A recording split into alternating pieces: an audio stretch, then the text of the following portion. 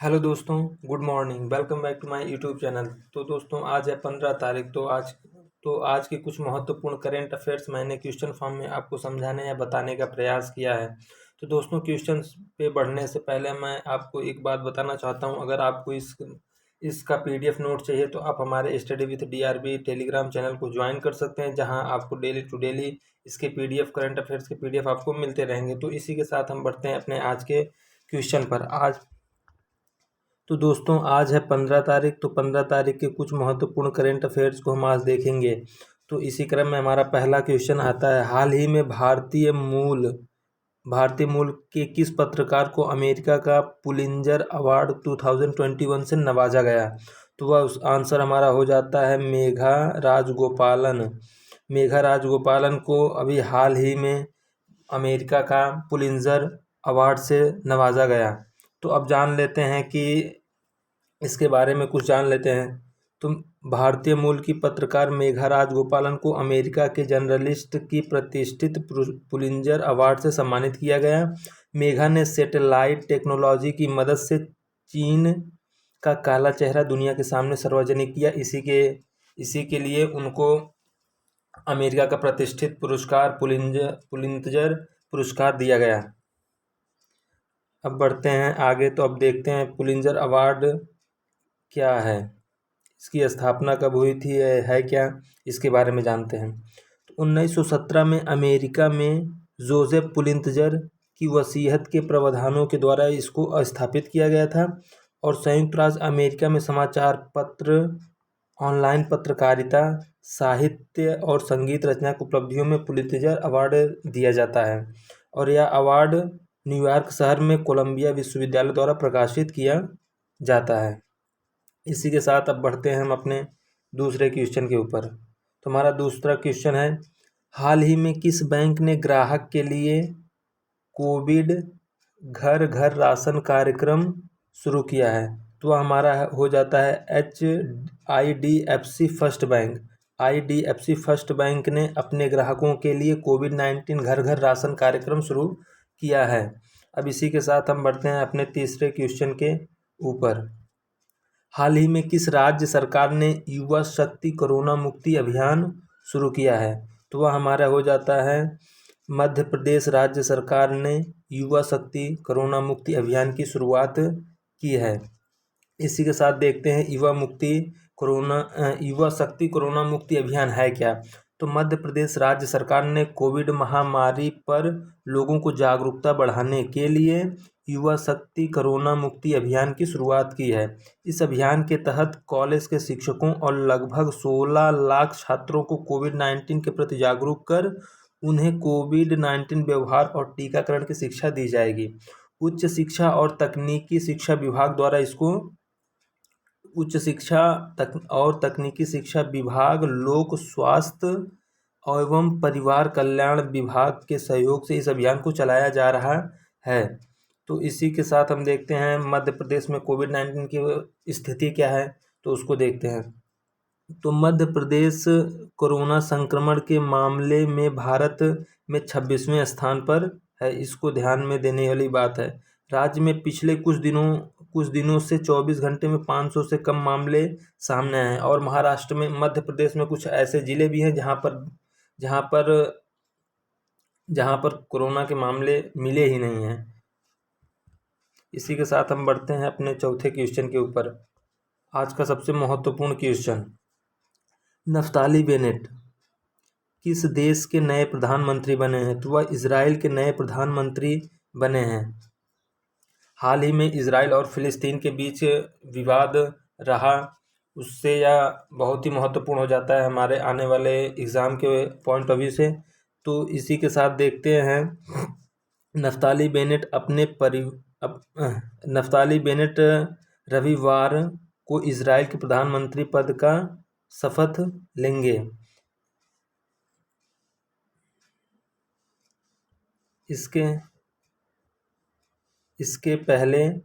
इसके साथ ही 12 साल से प्रधानमंत्री पद पर काबिज बेंजामिन नेतन्याहू, जो इजराइल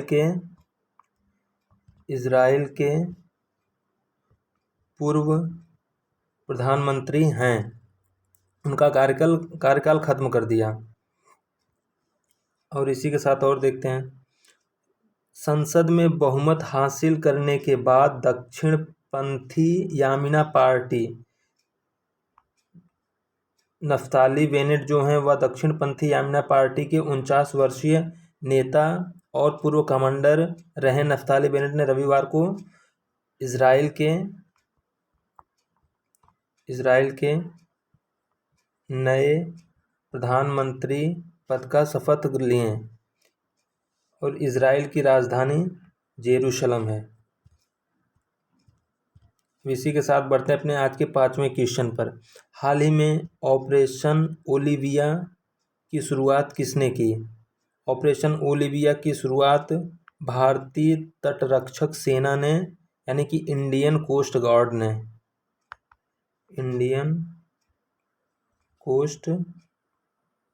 गार्ड ने इसकी शुरुआत की।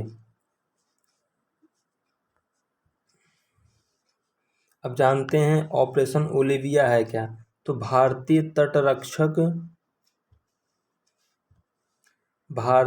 तटरक्षक सेना ने उड़ीसा में ओलिव रिडले कछुआओं की रक्षा के लिए ऑपरेशन ओलिविया की शुरुआत की। ऑपरेशन ओलिविया भारतीय तटरक्षक बल द्वारा पहली बार 1980 में शुरू किया गया था और यह ऑपरेशन हर साल ओलिव रिडले कछुओं की रक्षा के लिए चलाया जाता है। अब इसी के साथ देखते हैं, जब ये कछुआएं नवंबर तथा दिसंबर के महीने में प्रजनन के लिए उड़ीसा के तट पर घोंसला बनाना शुरू करते हैं, तो इसके तहत तटरक्षक बल की संपत्ति जैसे fast patrol vessel, interceptor craft, Dornier aircraft के जरिए इनकी 24 घंटा निगरानी की जाती है ताकि इन पर कोई दुविधा ना आए। अब देखते हैं ओलिव रिडले कछुआ हैं क्या।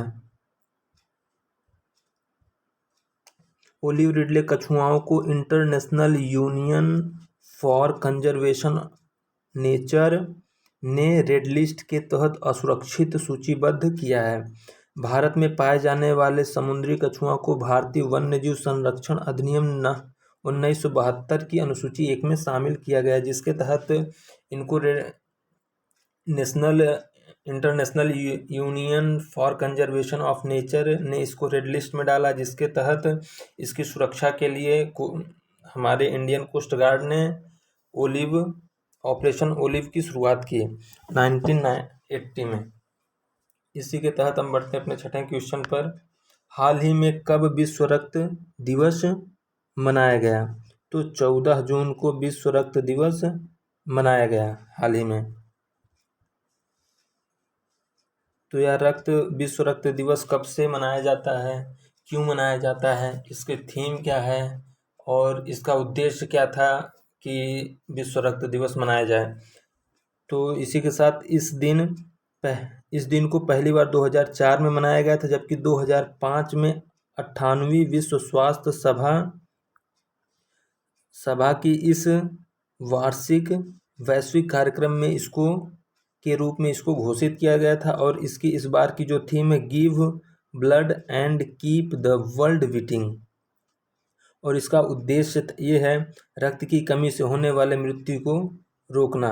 आज हर देश में रक्त की कमी से होने वाले मृत्युओं को रोकने के उद्देश्य से 2004 में इसको पहली बार मनाया गया था और 2005 में इसको 98वीं विश्व स्वास्थ्य सभा ने इसे वैश्विक मान्यता दी और तब से आज तक यह हमेशा 14 जून को हर वर्ष विश्व रक्त दिवस के रूप में मनाया जाता है।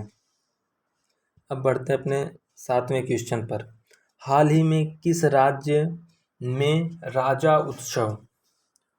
राजा उत्सव के लिए OTDC ने पीठा ऑन व्हील्स लॉन्च किया है? तो उड़ीसा राज्य ने राजा उत्सव के लिए OTDC ने पीठा ऑन व्हील्स लॉन्च किया है। अब बढ़ते अपने 8वें क्वेश्चन पर। हाल ही में भारत की स्वतंत्रता को मान्यता देने वाला पहला कनाडाई प्रांत, कनाडा का वह पहला प्रांत बना अल्बर्टा। जिन्होंने भारत की स्वतंत्रता को मान्यता दिया कि भारत एक स्वतंत्र राष्ट्र है। अब बढ़ते हैं अपने 9वें क्वेश्चन के ऊपर। हाल ही में किस राज्य ने सॉरी दोस्तों, यहाँ पर इस ना होकर इज है, इज ऑफ डूइंग बिजनेस के हिस्से के रूप में सिंगल विंडो पोर्टल्स के कामकाज के लिए एक ऑपरेटिंग तंत्र का कार्यान्वयन की घोषणा की है। तो वह हमारा हो जाता है तमिलनाडु राज्य ने। अब बढ़ते हैं अपने आज के अंतिम क्वेश्चन के ऊपर। हाल ही में किस अभिनेता ने सिविल सेवा में शामिल होने वाले इच्छुक विद्यार्थियों के लिए मुफ्त कोचिंग छात्रवृत्ति घोषणा की है? तो हमारे हैं सोनू सूद ने हाल ही में सिविल सेवा के इच्छुक विद्यार्थियों के लिए उन्होंने एक पोर्टल लॉन्च किया है, जहां पर उनको मतलब कोचिंग के लिए फ्री छात्रवृत्ति प्रदान की जाएंगी। और हमारा आज का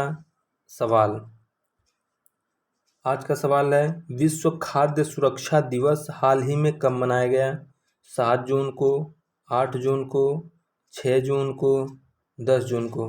तो दोस्तों आप इसका आंसर कमेंट बॉक्स में दीजिएगा। अगर आपको हमारी वीडियो अच्छी लगती है तो हमारे चैनल को सब्सक्राइब कीजिए, वीडियो को लाइक कीजिए और ज़्यादा से ज़्यादा शेयर कीजिए।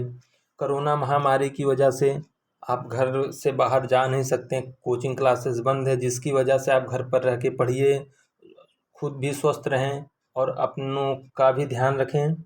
और इसी के साथ मिलते हैं हम नए वीडियो के साथ। जय हिंद, धन्यवाद।